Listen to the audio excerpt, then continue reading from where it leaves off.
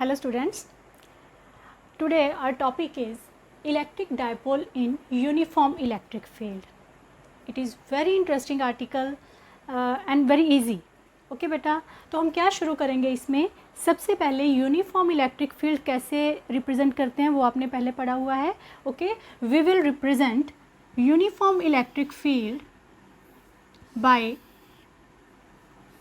Parallel lines. Okay, we will put a dipole here. मैंने यहाँ पे डायपोल रख दिया, ये माइनस क्यू चार्ज है, ये प्लस क्यू चार्ज है। ओके, नाउ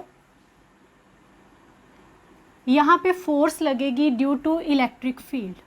आप सबने पढ़ा है when charge is placed inside the electric field it experience force. Okay, तो इन दोनों चार्जेस पे फोर्स लगेगी और फोर्स की डायरेक्शन क्या होगी बेटा। For positive charge force will be plus Q E. Plus Q E means it will point towards the direction of electric field. Okay, now in case of negative charge it will be in opposite direction. Okay, so we will not put the sign here because we are representing by vector direction. Okay, this force is QE, this is also QE. Clear? Now अब हम ऐसे खड़े हो जाते हैं। Okay, एक बच्चा इधर से हमको पुल खींच रहा है, पुल कर रहा है, एक इधर से कर रहा है ना। तो हम किस साइड पे जाएंगे। अगर दोनों में इक्वल जोर लगाने की क्षमता है तो मैं कहीं पे भी नहीं जाऊंगी। कोई भी चीज़ है आप उसको ऐसी जगह पे रखिए यहाँ से दो बच्चे उसको खींचेंगे और दोनों अगर बराबर का जोर लगा रहे हैं तो वो जो चीज़ है अपनी जगह से नहीं हिलेगी, है ना। ऐसा ही होगा, लेकिन उसकी एक कंडीशन होती है कि जब हम ये हमारी कोई भी ऑब्जेक्ट ले सकते हैं आप, एक इंसान इसको इधर खींच रहा है, दूसरा इधर लेके जा रहा है, तो ये चीज़ अपनी जगह से नहीं हिलेगी। ओके, लेकिन अगर अब अगर मैं ऐसे खड़ी हो गई, ठीक है, एक इंसान है मुझे इधर खींच रहा है, दूसरा इधर खींच रहा है और बराबर फोर्स लगा रहे हैं दोनों, तो मैं ऐसे अगर मैं ऐसे नहीं हिलूँगी then I will move like this, है ना। तो मेरी रोटेशन स्टार्ट हो जाएगी। इसका मतलब है कि जब दो equal and opposite forces act करती हैं किसी भी डायपोल पे, तो वो डायपोल ऐसे अपनी जगह से नहीं हिलेगा, लेकिन उसकी रोटेशन स्टार्ट हो जाएगी। क्यों? क्योंकि इन दोनों फोर्सेस का लाइन ऑफ एक्शन डिफरेंट है। ओके बेटा, first of all of you can write down about it. Let us consider a dipole A be having charge q and length 2a is placed inside uniform electric field E. Now force acting on positive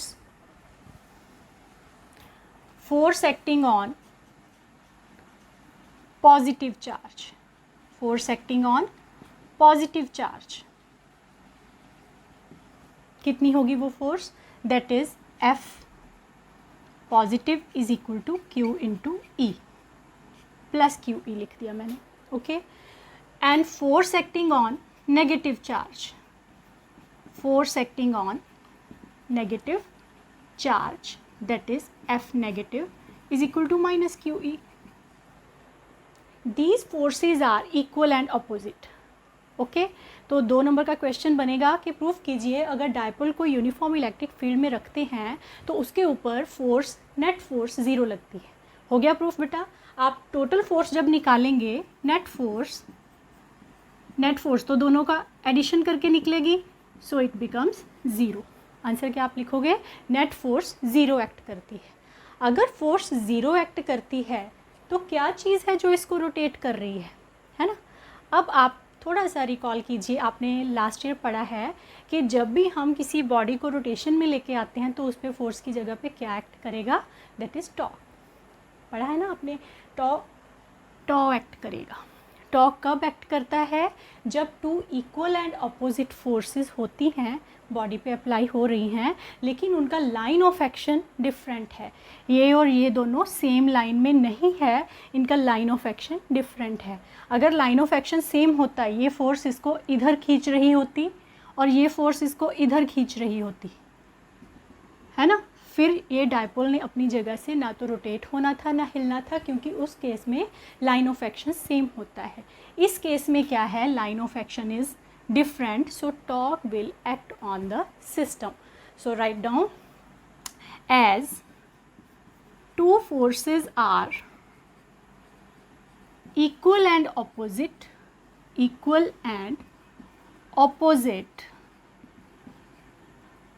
and their line of action is different, then torque will act on dipole, torque act करेगा। सो इस case में torque कितना आएगा वो देखिए, टॉ is equal to,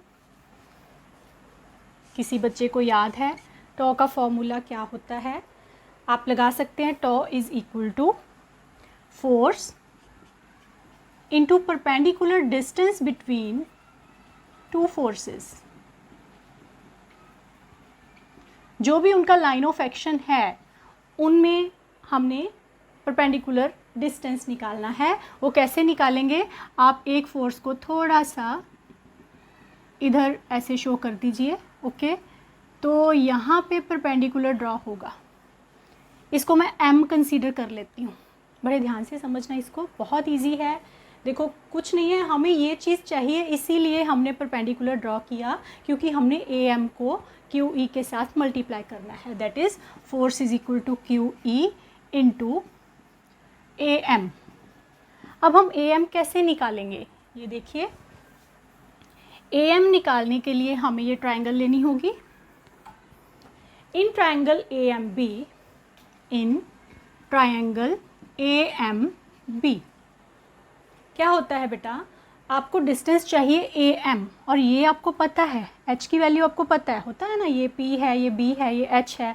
तो हमें पता है कि यहाँ पे एच कितना है, पी कितना है। उसके लिए आप पूछेंगे मैम थीटा तो लिया ही नहीं हमने, बेस कैसे डिसाइड करेंगे।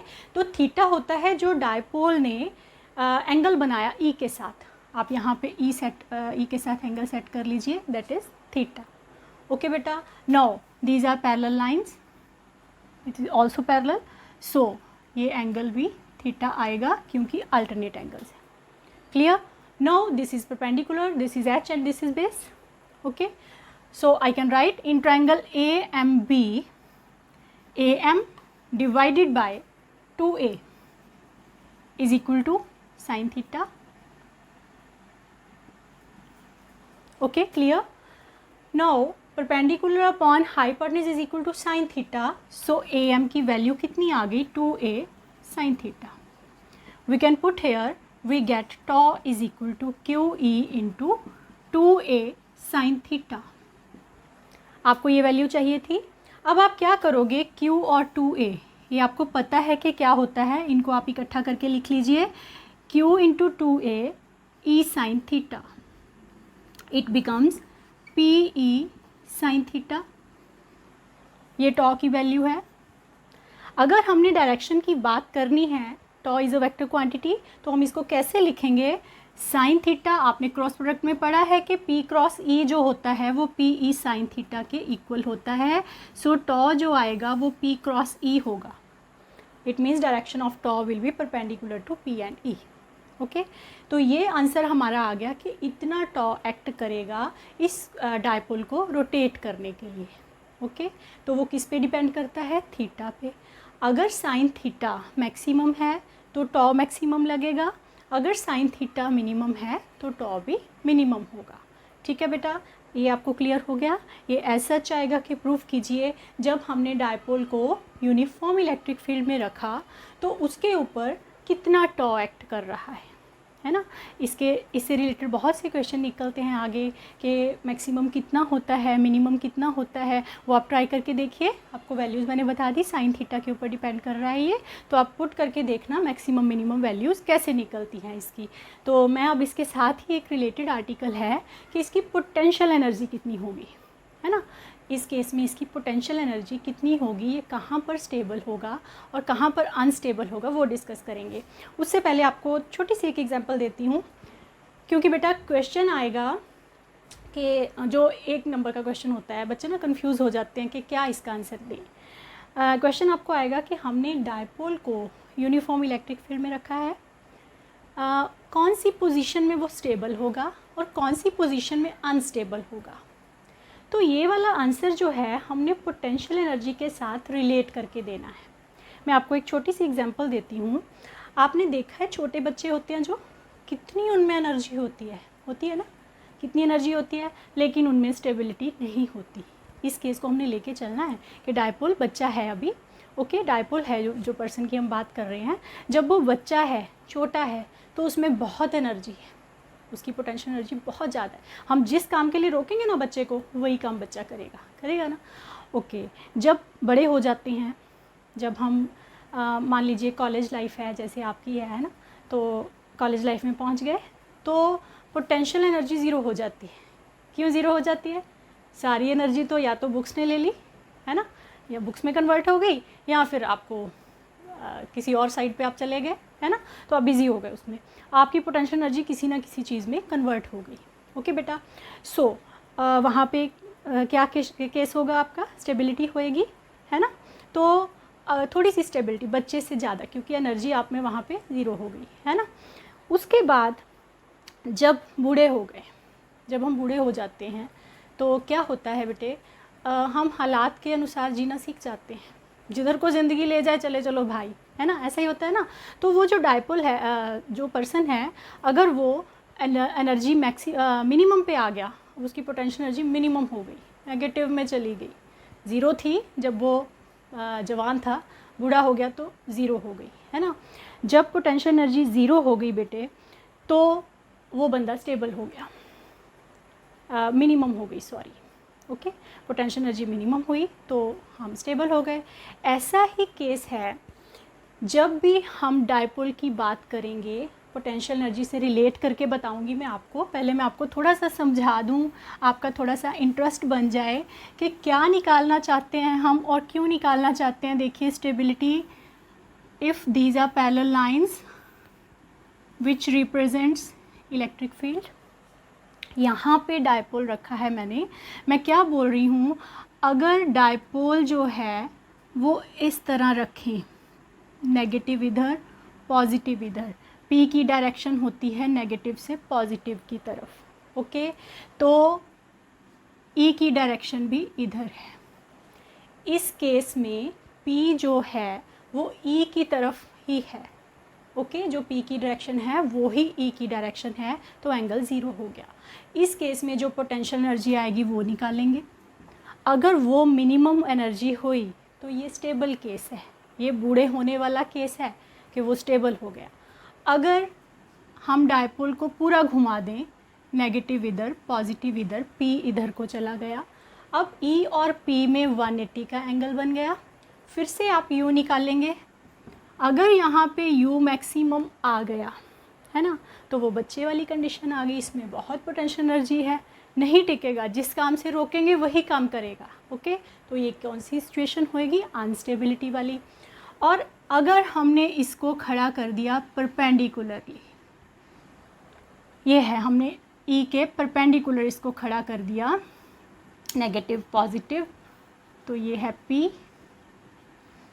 अब इस केस में क्या है, वो जवानी वाली सिचुएशन आ गई, है ना, तो इसकी पोटेंशियल एनर्जी जो है यहाँ पे ज़ीरो होगी। ये हम सारा प्रूफ करेंगे अपने इस आर्टिकल में कि कहाँ पे स्टेबल है। अब याद रहेगा आपको, जहाँ पे एनर्जी मिनिमम होगी जिस एंगल पे, वो स्टेबिलिटी है। वो कब होगी, जब P and E R parallel. और अनस्टेबल कब होएगा, जब ऑपोजिट होएगा 180 पे, ओके। और ज़ीरो एनर्जी पे कब होगा, जब 90 डिग्री होगा। अब मैं इसको प्रूफ करूँगी मैथमेटिकल स्टेप्स में, आप देखना कैसे प्रूफ होता है।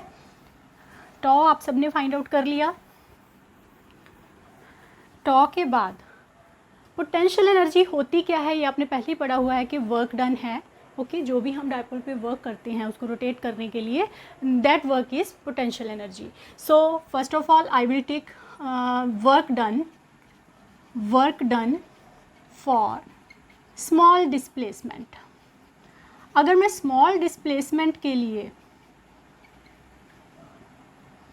वर्क निकालूं तो मैं उसको dw से नोट करूंगी, that is tau into D theta.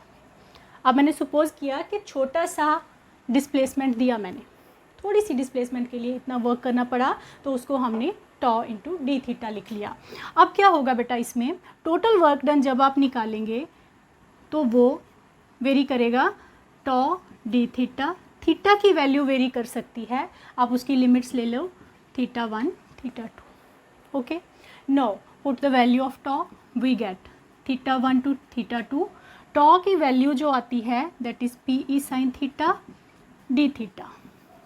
P and E constant है, बाहर निकालिए। साइन थीटा का इंटेग्रल आपको पता है कि माइनस कॉस थीटा होता है, तो इसकी लिमिट हम पुट करेंगे, हमारा आंसर आ जाएगा minus P E cos theta 2 minus cos theta 1। Okay, I think it is clear to all of you, no need for explanation.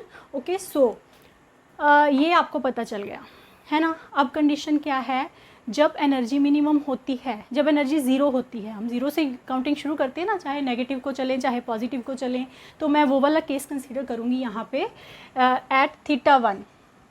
जब थीटा 1 अगर हम इस पोजीशन से शुरू करें तो हम थीटा 1 90 डिग्री लेंगे, और थीटा 2 की वैल्यू कोई भी हो सकती है, उसको हम थीटा ले लेते हैं। तो लिमिट्स इस तरह पुट करते हैं, क्या बनेगा, work done is equal to minus P E cos theta minus cos 90, आपका कितना हो जाएगा 0। सो आपकी वैल्यू आ गई पी ई कॉस थीटा, है ना। P E cos theta,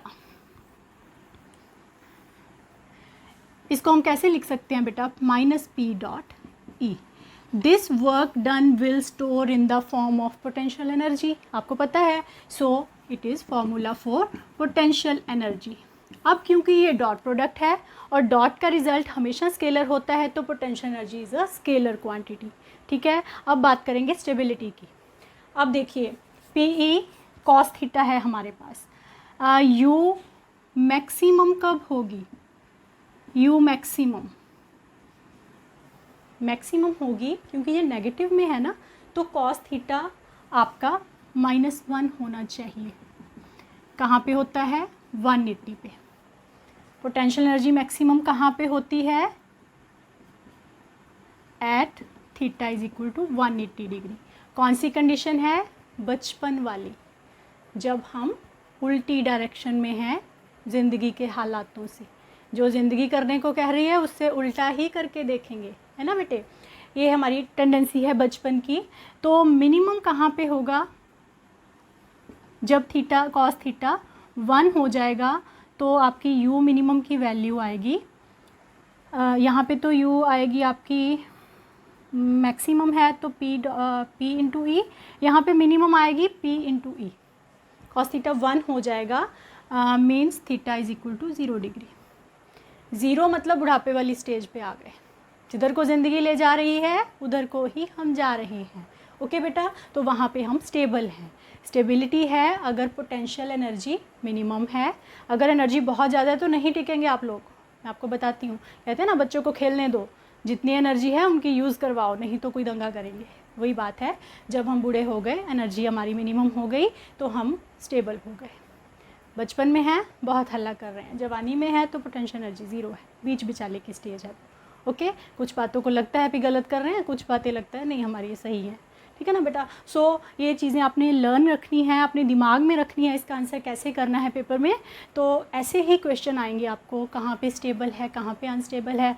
so I hope that आप सबको क्लियर हो गया होगा ये टॉपिक। अगर आपको कोई प्रॉब्लम है आप कमेंट बॉक्स में मुझे बता सकते हैं। ठीक है बेटा, थैंक यू।